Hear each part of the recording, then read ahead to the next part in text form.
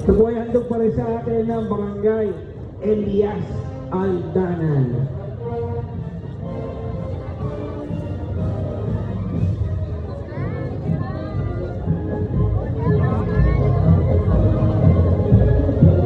Mamaya po sa ating awarding, makakatanggap po ng bombo mula po kay Councilor Macmac Santos ang mananalo po sa Best Marching Band.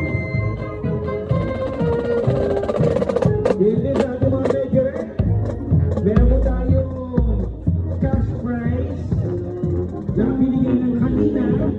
Maraming salamat po sa sponsor. Makakareceive po ng 2,000 pesos, 1,500 at 1,000 pesos.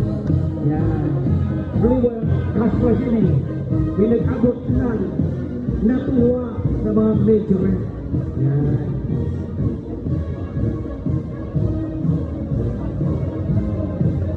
Ito po ang ating banda ay mula pa sa Nai, Cavite.